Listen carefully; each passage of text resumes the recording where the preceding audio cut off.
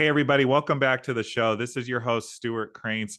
We are here with another episode of Your Inside Track to Success. As always, have another awesome guest for you this week. But before I introduce him, please subscribe. Please share this with somebody if you get any value from today's episode, which I know you will. Cost of admission is free on this show. We just ask that you share this with somebody so that the impact, the wisdom, the nuggets, so to speak, can be shared with anybody all over the world who can benefit. And without further ado, I want to introduce today's guest. He is somebody that has been in my life for over a decade now, which is kind of wild to say out loud. How the years fly by for sure. He is somebody who I really look up to and admire because of his work ethic, his integrity, and also just the way that he is a mission and values driven individual. He is somebody that is a former collegiate runner and now is a school teacher serving the community in Denver, Colorado. But he's also the founder of Urban XC, which is a nonprofit organization basically providing the value, the gift, the joy of running to children in the inner city of Denver. And just because of who he is and the mentor that he has been on my life, I wanted to introduce Andrew Brimeyer to the show today. Thanks for being here, man. Thanks for having me, Stu. Looking forward to this conversation, man. So I am super excited for you to share what you've been up to, and I'd love for you to just start out, maybe tell the audience a bit more about your journey as a runner and how you fell in love with running. Yeah, so like a lot of kids, I grew up just playing sports a lot. Grew up in Dubuque, Iowa, where there isn't a whole lot to do other than play sports. So I was playing sports all the time. Um, and I got to high school and I wanted to get in better shape for basketball, and my sister was doing this sport called cross country, and I had never heard of it. And and so basically I gave it a shot, and my coaches were like, "Hey, you're pretty good at this." And I was like, "Oh, okay." And over time, basketball fell to the wayside, and running kind of took over, and just had some incredible mentors and coaches along the way who made me fall in love with the sport, fall in love with the camaraderie that you can build with teammates. And yeah, I was lucky enough to be able to run in college as well, at Augustana College in Rock Island, Illinois. And just everywhere I went running, it wasn't just running, it was a spiritual experience. It was a way in which I made some of my closest friends in my life. And it just felt like a really authentic way to be myself and to push myself and to learn how to be a better person. And yeah, so I just fell in love with running. Still like running to this day, even if I don't do it as much as I once did. But yeah, it's been a big part of my life for a long time now. And folks, for a little bit more context, I had gotten into running on my own in the gap between Andrew and I working together for a minor league baseball team in the Quad Cities of Iowa and living with him for about a year and a half in Denver, Colorado, really edified my love for running. I know I've documented a bit of my running journey here on this show in a prior episode. Andrew, I wanted you to elaborate a bit more. What were some of the life lessons that running afforded you growing up? Yeah, I think initially what I loved about running was that you got out of it what you put into it, you know? It was a sport that wasn't very based on who the coach's favorite was or anything like that. It was the top 7 are your varsity, right? And in order to be top 7, you can work really hard in order to reach that goal. Or not even to be top 7, to get a PR, to improve, right? And it was a sport that just felt more fair sometimes, of if I run hard and if I work hard and if I do it consistently for a really long time, I can get good at this. And so it just taught me the value of not just hard work, but like consistent hard work, like 48 weeks a year hard work as a Mm. teenager. And like running when it's negative 20 degrees out in Iowa, and still getting your run in. And those are lessons like I still have to remind myself of today sometimes when I don't want to do stuff. I'm like, hey man, like 16-year-old you could like go for that run in negative 20-degree weather. Like you can do this. So so yeah, just like the value of hard work is one. And then later on, I would say like in college, I had a kind of a up and down career. I had a lot of injuries and things like that. Um, and that notion of like, oh, if you just work hard, everything will pay off. It did get kind of like transformed a little bit into like sometimes you work hard and it still doesn't pay off, but you still got to show up and you still got to keep doing the work. And the journey is the goal. It's not just the results that you have. And our coach, Paul Olson, that was one of his slogans for the team, was the journey is the goal.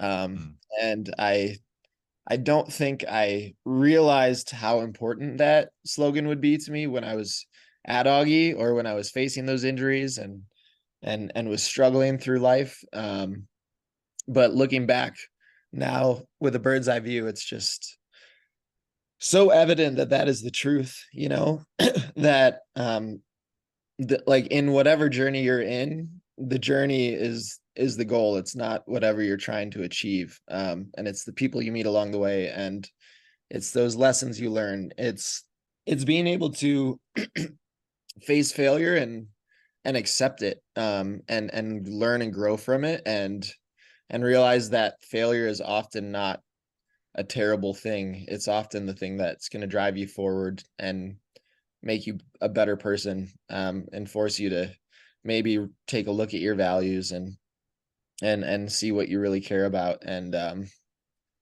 yeah, I feel like those are two really big lessons. There's a bunch of them, obviously, but yeah, I'd say those are two really big lessons that running taught me. Wow. And you shared so much wisdom there. I feel like there's a lot to unpack, but I wanted to ask, how did the struggles that you described in college, and like you so eloquently put, the journey being the goal and not the end destination, how did that set you up for the nonprofit work that you're doing today? Yeah, I mean, I think when I went into college, it was very much like, man, I love this running thing and I'm pretty good at it and I want to show them how good I can be. Like I'm going to do it. I'm going to work hard and I'm going to be one of the best guys on the team. I want to be an All-American someday. And all of those are like worthy goals, but I like as soon as some struggles hit, first I want to say I did not handle the struggles very well at first. Like I got hurt, like in the winter of my freshman year. I was like kind of on the rise, was doing really well on our team, and then yeah, just strained a muscle in practice. And instead of doing the smart thing and like taking care of it and like doing physical therapy and making sure I was healthy, I just kept running through it because I was stubborn. And I was like, nah, this is fine. Like I'm okay. I'm okay. It doesn't hurt that bad. And it just got worse and worse and worse, and like led to like pretty long lasting damage in my leg that I was basically running through the rest of my college career. So I would say that that set me up to have to learn when I was in college that like it isn't just about it isn't just about running, and it's not just about getting fast.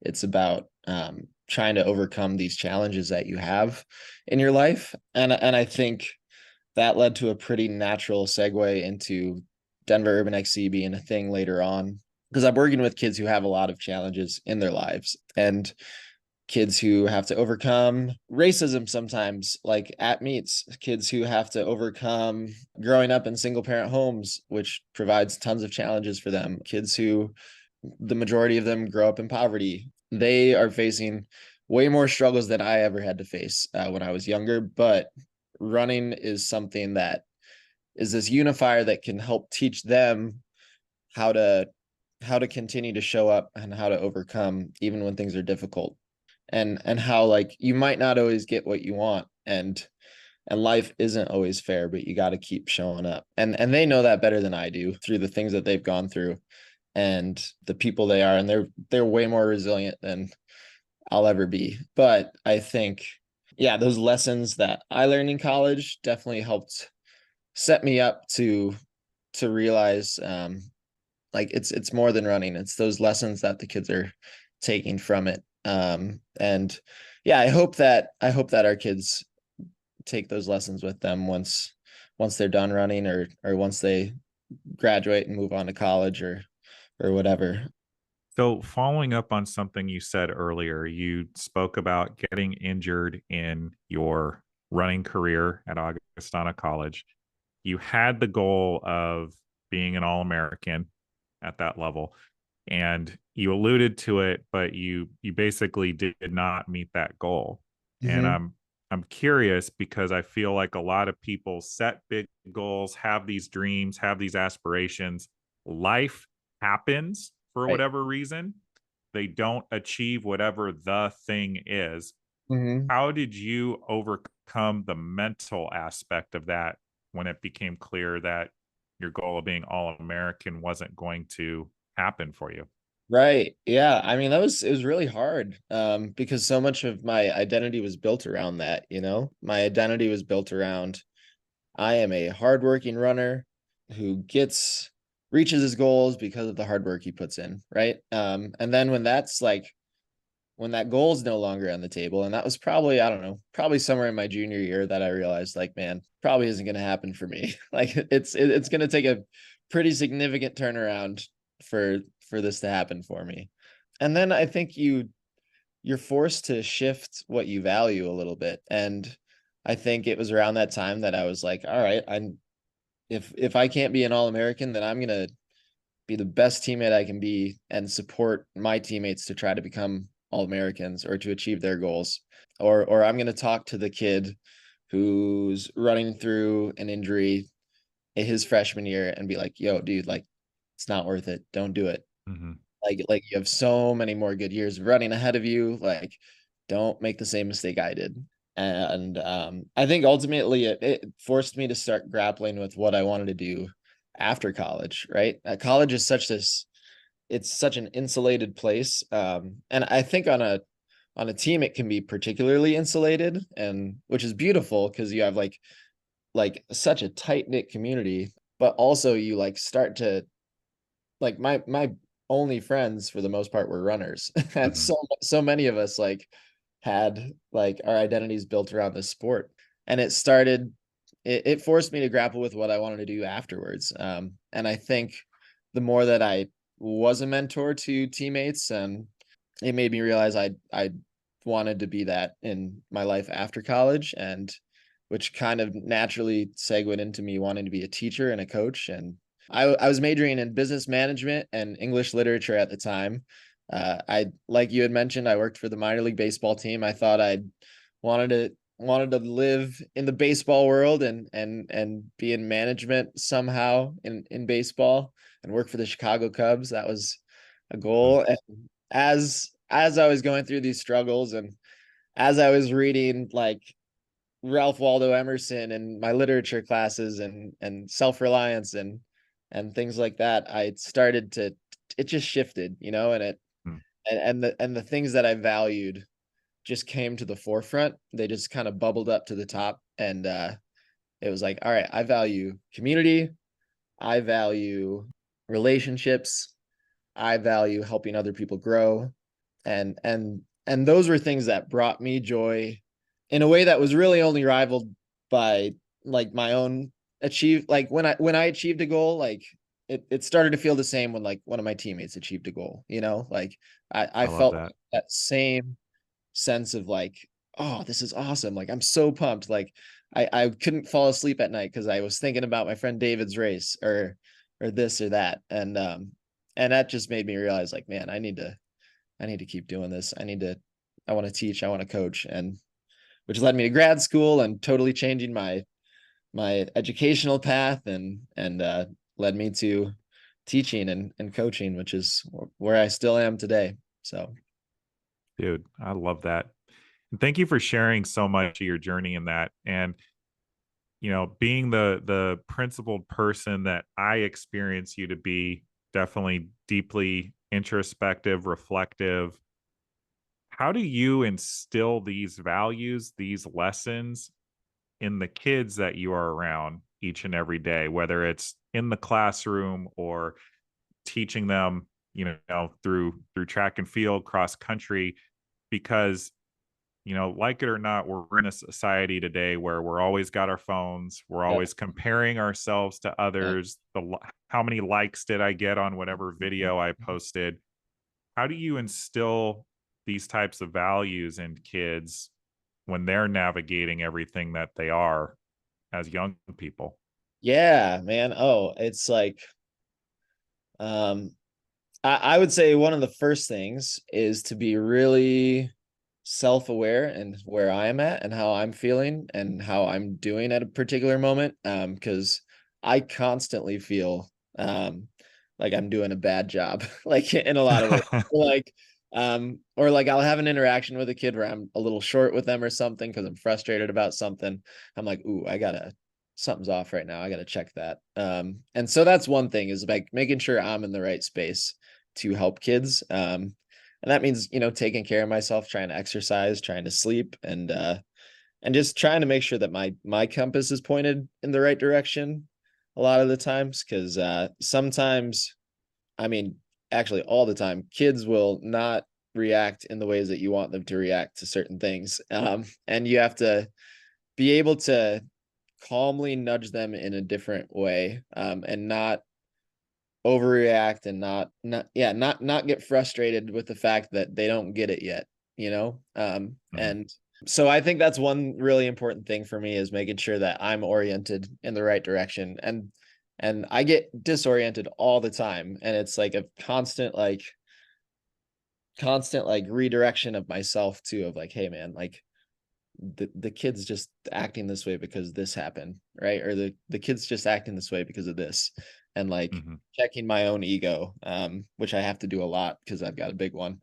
um but so that's part of it. And then yeah, beyond that, it's just like making sure that the kids know that like every failure that they go through is leading them towards learning, and it's leading them towards being a better version of themselves, and reminding myself that too, of like, oh, like their failures aren't who they are. Like their failures are just something that's leading them towards being a better student or being a better runner, and helping them navigate through that. And different kids react to failure differently, but it's hard for all of them. And some will just like shut down and like not care and be like, oh man, like whatever, like I suck at school. And you gotta nudge them in a different way than the kid who is totally type A and a perfectionist, and someone who's experiencing failure rarely, but when they do, it hits hard. Mhm. And yeah, just trying to first off build relationships with kids. That's the most important thing, because they don't there's that old quote, they don't care about what you know until they know that you care. And it's extremely true. And I'm very fortunate to be at a school that is extremely relationship oriented and centered. We have a time every day called crew, which is about 40 minutes in the morning, that is just like intentional relationship building time with like a group of like 13 students. And it's like your little family at school. And that like permeates to beyond just your own crew kids. Like there's just this culture of crew at our school, which allows you to just really focus in on those relationships. And I think once you have those relationships established, it allows you to be able to have real conversations with kids, which is what they need. They need somebody to have real conversations with them about what they are struggling with, like what they're going through, what you notice in a class, of like, hey man, like I noticed you just like, I don't feel like you've been putting in your best work recently. Like what's going on? What's happening? And if they know that you care and you know that you've been there a while and that you're going to keep showing up for them, they're way more willing to let you in on what's actually going on. And sometimes that's like a months or years long process. It's not like every time I go up to a kid like we have this great talk and voila, all the problems are solved. But it's trusting in that slow work, and knowing that, yeah, showing up for kids every day and being consistent for them, is what ultimately leads you to be able to have real conversations with them and be able to react to their needs in whatever way that they do need, because it's different for every kid. Amen to that. I mean, I think children are our greatest teachers all the time. I mean, with my stepson, I am constantly being challenged to be a better leader, better communicator, better at meeting him where he's at each and every day. And you're interacting with dozens and dozens of kids on a daily basis.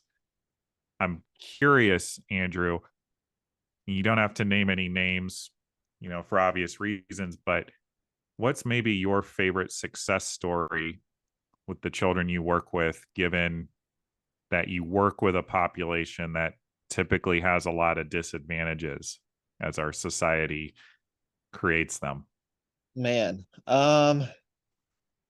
yeah, I mean it's always tough, right? Because like you have to measure like, all right, what is success, right? And a lot of times we think success is like, wow, this kid got like a full ride scholarship to this university and I'm so proud of them. And like we have kids like that and it's awesome. And I'm extremely proud of those kids. But sometimes it's like it's just a kid who's like staying out of trouble, like who's in high school and is still doing well and is like working a job that they care about like in the summers and is just like a good person, and there are like, man, there are tons and tons of kids like that who we have. Our eighth graders every year they do a passage presentation, which is basically a presentation given to their teachers, parents, the people kind of closest to them in their life. And it's like a 20 to 25-minute presentation about why they're ready to move on, from enunciation and move to their high schools. And every Wow. year, just like I'm crying like for like a week straight as these kids are giving these presentations because I'm just so proud of the people that they become, And yeah, man, there's tons of them. There's kids who we get like as sixth graders or seventh graders who come in with like a big FU stamped on their forehead, and Hmm. who life has just not been kind to. And then a couple of years of just constant love from a big group of people. Seeing how that can change a kid is like so gratifying. And it just, I don't know, it restores your faith in humanity a little bit because there's a lot of crap our kids have to deal with that totally ruins your faith in humanity. But to know that they have a place every day where they can come in and feel loved and feel valued and start to develop their own sense of feeling like they're worthy of love and that they are valued. That's like, it's so fun to see at the end of eighth grade what they're like, especially like when they come in with that FU on their forehead, right? Those are the Hmm. kids who like when our principal comes in and is like, hey, we got this kid coming in, just so you know, they've got this, and this coming with them. Like they're carrying this sort of stuff. And like I feel really grateful to work with a team of other educators who are like, bring it on, like let's go, can't wait to meet this kid. Yeah, it just, man, love works, man, it really does. And if they just experience that over and over, it's not to say there aren't hardships along the way. There certainly are. But man, I know there's one girl in particular who's coming to mind right now who, like, as a seventh grader came in. She came in like middle of the year, seventh grade, so we only had like a year and a half with her.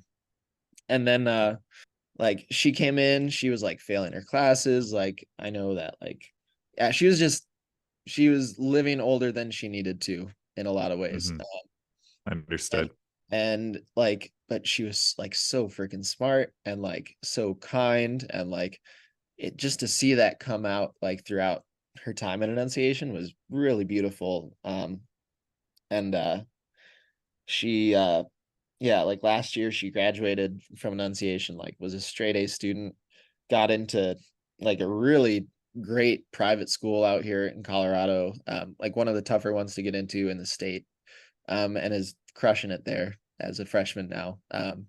And it's just like, man, like that's cool. Like it's cool to see like And like I said, it's not always going to be kids like that who become straight A students. There are kids who are still going to like not do great at school going into high school, but like they Mhm. become good people, right? And that's what matters. But yeah, those, yeah, seeing who they get to become as people, and like now seeing kids like go on to college or their work lives and things like that, and seeing the kind of people they are is extremely gratifying.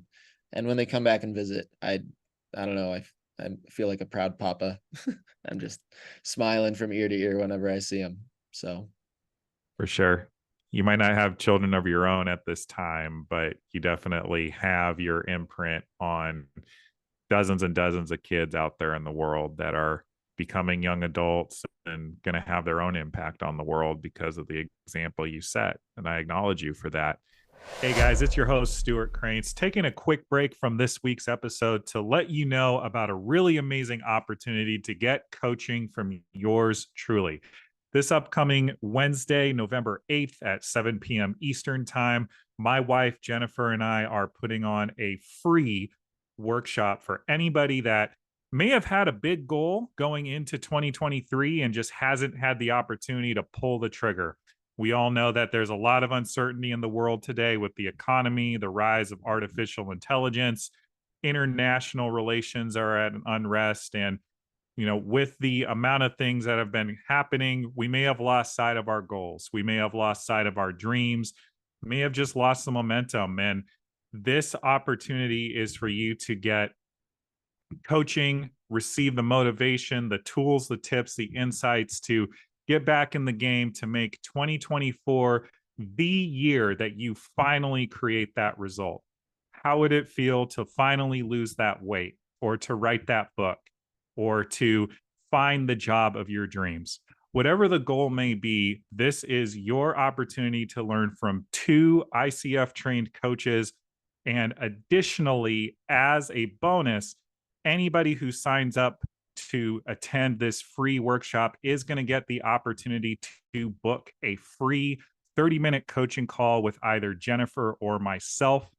Again, all of these are free to you just for signing up. All of it is done in the service of making sure that you live your best life and that 2024 is the year that finally you create that big result in your life. Now let's get back to the show. And, just to switch gears a little bit, you mentioned faith. And I want to ask you this because in our time living together as roommates, you were actually a mentor of mine in a way when it comes to faith at a time when really didn't have a lot, if I'm going to be honest. Like I didn't really have a connection to a higher power. That has changed in recent years, thankfully. But what is the role that faith plays in overcoming adversity, navigating life's difficult times? I'm wondering if you can just elaborate on that, whether it's your own example or those of the kids you work with. yeah, man. Yeah, for me, faith is it's kind of a North Star, right? It's Our mission statement at Annunciation is we are Annunciation Catholic School of the Archdiocese of Denver, an inclusive urban community committed to serve, committed to learn, committed to love, and committed to live these with integrity as Jesus did. And that last part, to live these with integrity as Jesus did, is extremely important to me because I think there's a lot of people who will go to church and then forget everything they learned in the week in between. They'll go to church every Sunday and then they won't necessarily live out the values that Jesus was trying to instill in that week in between. And so for me, it's a constant like integrity check, sort of like, all right, am I trying to live in a way that like Jesus would want me to live, right? Am I trying to live in a way that he would be proud of? Am I serving others or am I trying to serve myself? And I think that's a constant check-in that I have to do. And I'm not always happy with with what I'm doing, right? Like, or with how I'm doing. Sometimes I'm like, man, you're being a little selfish this week. Like you gotta get over that. Yeah. And then in terms of overcoming obstacles, I mean, there's a few things, and tell the kids this all the time, but I have to tell it to myself too. It's that, like, number one, like, you're inherently loved because you exist. You don't have to earn it. Mhm. It's something that you were born deserving to be loved. And I think that's a really important thing for kids to know as they're overcoming obstacles, because they often feel like their value is directly correlated to how they're doing in school, or how they're doing in a certain sport, or just like how many friends they have, or things like that. And it's just not. Like, you are loved because you exist. And when I'm doing really well, I remind myself of that. I don't remind myself of that enough, but I don't think any of us probably do. And then from there, it's, yeah, just realizing that you're not alone in all of it, and there's a greater purpose to your life, that your life is meant to be used to help others. I think that's something that, usually if I'm in a bad spot, it's because I'm thinking about myself a little bit too much and not thinking about others. Because, like, there are studies done that show, like, man, if you do this for another person, like, your happiness goes up. Like, if you start spending more time, and this isn't to say to not take care of yourself, right? We don't want to like bleed ourselves dry, but like, if you are consistently giving to others, it makes you much more happy. And in the moments in my life where I've been lowest, I have been just like, my relationship with God is very much like, God, like, why is this happening to me? Like, what the heck? Like, this Mhm. sucks, blah, blah, blah. And I'm just kind of like throwing a pity party for myself. And like, I've found that the things that get me out of that are just being of service to others, right? And feeling like I've got some sort of use for others, and can help lift others up. And in lifting others up, you lift yourself out of this rut. And it's totally like it can be used selfishly, and that's okay, right? If you're giving to others and helping yourself out in the process, that's great. Like, but yeah, I've found that, yeah, being of service to others is usually what allows me to first off just like see God, and be able to like really witness him in my life. And then secondly, it just allows you to get through the day better, because you feel like you've got some sort of purpose, and it's not just about you. It's about building a better world for the people around you, and trying to make heaven a little more present on earth. Dude, I love that. I'm getting goosebumps just listening to you share about all this. And thank you for sharing something that very clearly came from the heart. Like, it's just very evident that, you live and breathe these as truths, these lessons, I should say, as truths in your life.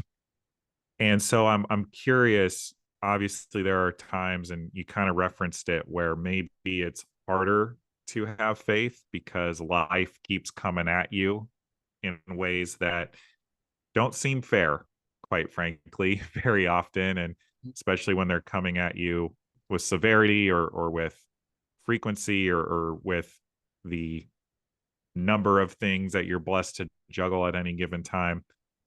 How do you get regrounded in your faith in those moments? Yeah, I think for me, gratitude is probably one of the most important things when it comes to regrounding myself, because typically, like I mentioned, in those moments I'm thinking very much like about all that's going wrong, right? And there's always going to be stuff going wrong in your life, like, no matter what. Like, it could be the best time of your life, and there's still crap that's going wrong, because that's just how life works. There's too many things going on at once for all of them to be going well. um and so typically when I'm in a bad spot, it's because I'm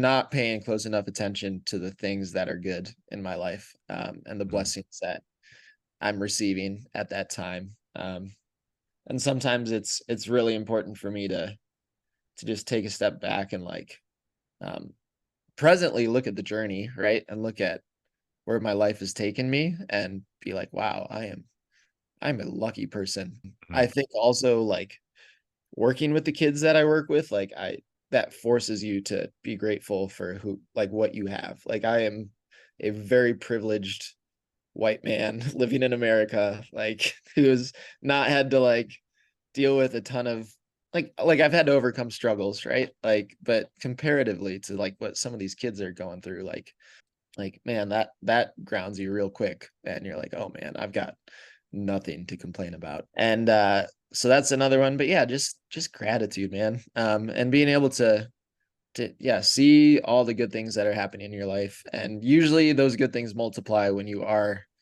focused on those good things that already exist. And it allows you to just feel happier and better and have better relationships with the people around you. And you're a more tolerable person when you're grateful rather than complaining all the time. I know Yep. that for a fact, and we all know that. And yeah, I think gratitude is definitely the biggest thing for me. And in those really tough times, it can be harder to feel grateful, right? It can be harder Hmm. to see what good things are happening. But they're there. They're always there. And sometimes you have to look a little harder for them, but um yeah, focus on what you're grateful for and the good stuff that's already happening, and that usually leads to more good stuff happening. And then whatever the bad stuff is, it just kind of starts to dissipate a little bit because you realize all the good stuff that you have going for you. Yeah, man. So what would you say you're grateful for in this moment?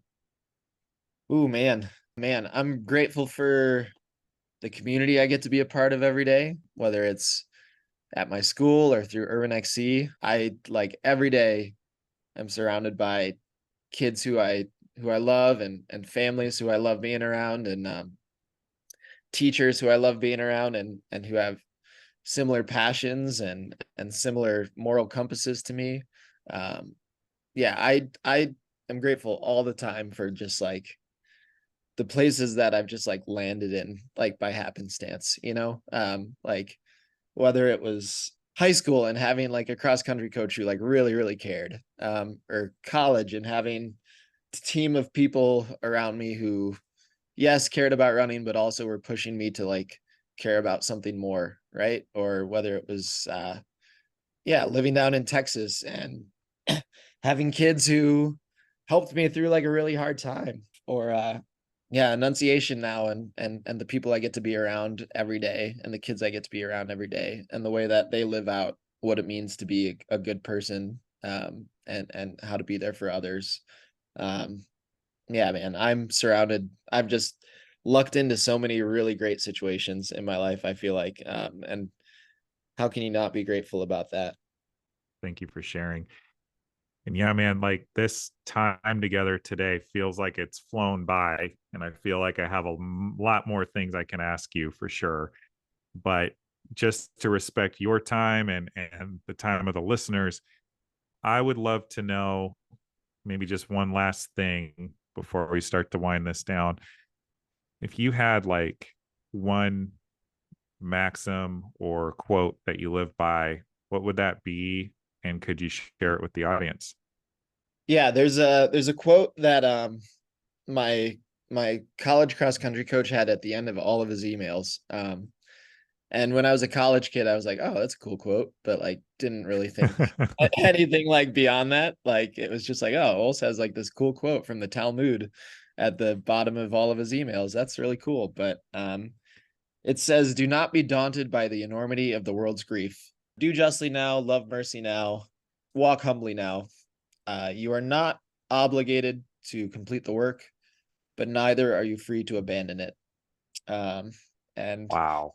yeah, it just now it hits me like a ton of bricks, because that's what teaching is. It's what coaching is. It's what working with kids who are handed more than they can walk with. That's what you have to deal with, right?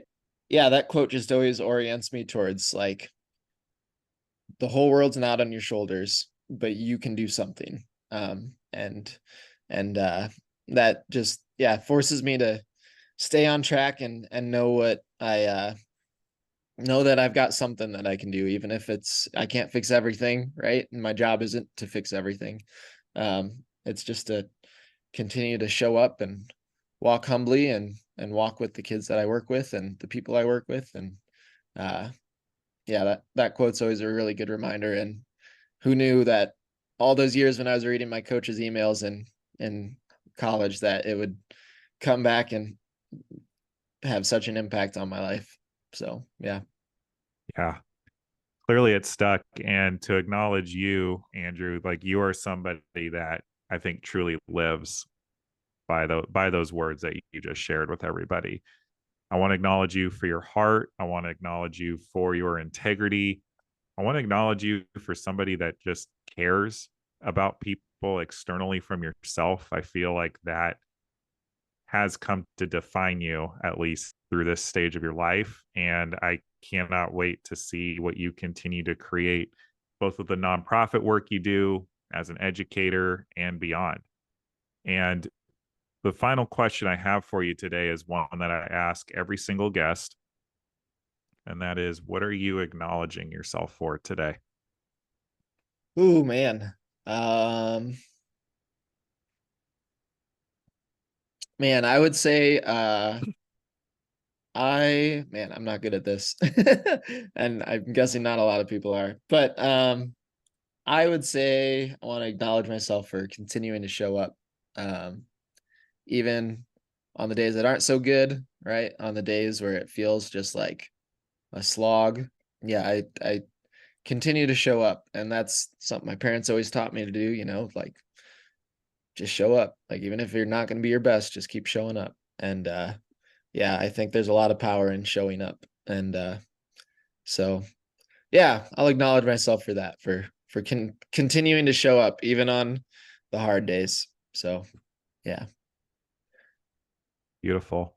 Thank you for sharing, Andrew, and thank you for being on the show.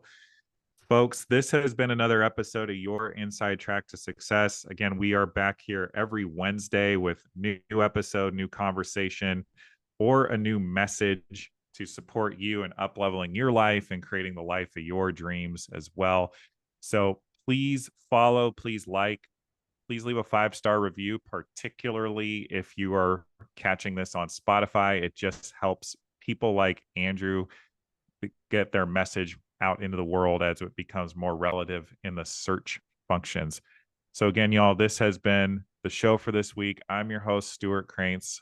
We'll catch you next week.